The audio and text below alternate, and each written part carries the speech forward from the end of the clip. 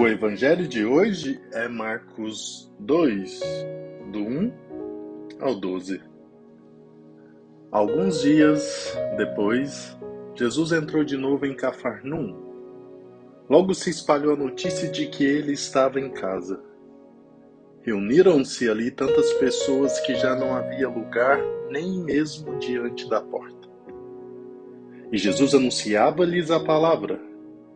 Trouxeram-lhe então um paralítico carregado por 4 homens. Mas não conseguindo chegar até Jesus por causa da multidão, abriram então o teto, bem em cima do lugar onde ele se encontrava. Por essa abertura, desceram à cama em que o paralítico estava deitado. Quando viu a fé daqueles homens, Jesus disse ao paralítico: Filho, os teus pecados estão perdoados. Ora, alguns mestres da lei que estavam ali sentados refletiam em seus corações: como este homem pode falar assim? Ele está blasfemando. Ninguém pode perdoar pecados a não ser Deus.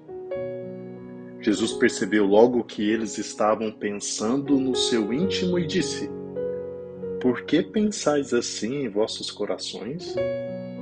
O que é mais fácil, dizer ao paralítico: os teus pecados estão perdoados, ou dizer: levanta-te, pega a tua cama e anda?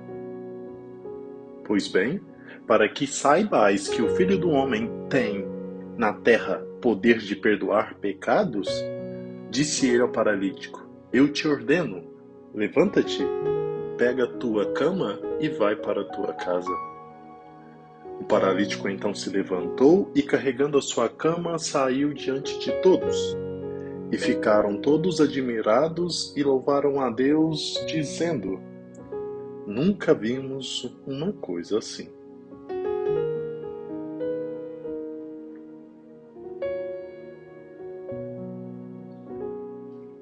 Hoje também o povo busca cura e salvação para os seus males. Por isso as igrejas estão cheias, assim como os encontros de evangelização, os retiros, os seminários de vida no Espírito Santo.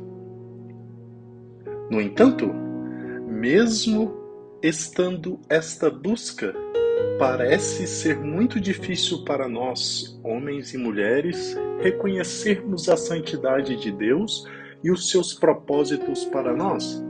Somente na simplicidade da sua palavra e ensinamentos de pessoas ministradas. Desconfiamos de tudo e, como os mestres da lei, nós também nos questionamos e não acreditamos nas promessas de Deus quando Ele age por meio dos seus ungidos. Ele está blasfemando? Como Ele pode perdoar pecados? Só Deus pode perdoar. Nós também pensamos assim quando desconfiamos dos sacerdotes, aqueles que têm na terra o poder de perdoar os nossos pecados em nome de Jesus. Nós dizemos que cremos em Deus, mas não aceitamos a sua regência por meio dos seus instrumentos. O Senhor quer salvar a humanidade dando o seu perdão e usa a pessoa do sacerdote, seu representante, consagrado ao ministério e ungido para recuperar a nossa saúde espiritual. O perdão do Senhor, por meio do Padre, também nos cura, pois realiza a purificação do nosso coração, da nossa mente e da nossa alma. A nossa alma é curada e libertada da ameaça do inimigo que toma conta da nossa carne. O perdão que recebemos no sacramento da confissão apaga o nosso pecado e transforma o nosso ser, infundido em nós a luz do Espírito Santo que nos motiva a caminhar. Quando somos criados pelo perdão do Senhor, nós também nos levantamos, pegamos a nossa cama, isto é, a nossa carga, e voltamos para a nossa casa, prontos para escrever uma nova história. Finalmente, devemos nos lembrar de que aquele paralítico foi perdoado e curado por causa dos seus amigos que o apresentaram a Jesus. Quantos paralíticos talvez estejam perto de nós e apenas os censuramos sem tomar a iniciativa de levá-los a Jesus? Aquele que tem poder para libertá-los e dar-lhes uma vida nova.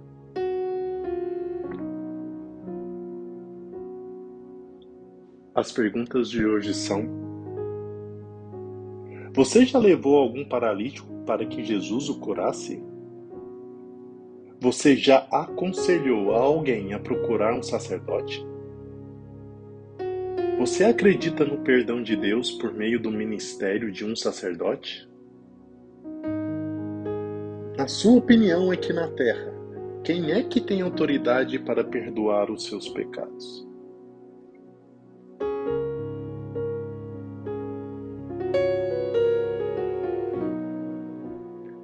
Jesus, ao perdoar e curar no Evangelho de hoje aquele paralítico descido do teto, mostra-nos que o principal não são as enfermidades do corpo, mas as da alma. O pecado é um mal muito mais grave do que qualquer doença orgânica. Esta pode tirar-nos a vitalidade física e prostrar-nos na cama por uns meses, ou mesmo toda uma vida. Aquele, ao contrário, se não for curado a tempo, pode levar-nos para a perdição eterna.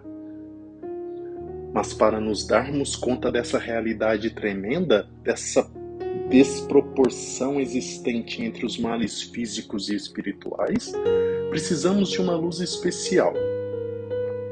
De fato, os homens, mergulhados nos assuntos e problemas materiais desse mundo, somos muitas vezes incapazes de enxergar a deformidade que nos causam as desordens morais. Se nos fosse dado contemplar, como o foi a muitos santos e místicos, a feiura de um pecado grave, sentiríamos tal repugnância, seríamos tomados de tal horror que nada mais nesse mundo, nem prazer, nem ambição, poderia desviar-nos do nosso fim, que é Deus. Não devemos, pois, tratar o pecado como se fosse uma ninharia, algo sem importância de que mais tarde, talvez quando sobrar tempo, nos confessamos sem lá muito arrependimento. Não, o pecado, ao romper o elo que nos une a Deus, a graça santificante, tem como salário a morte da alma, a condenação a uma eternidade de tormentosa solidão. Que Deus nos conceda a graça de, iluminados pela fé, percebermos que mais vale ter um coração livre para amar num corpo paralítico do que um corpo são, mas espiritualmente pobre e aleijado. Que Deus te abençoe. Bom dia.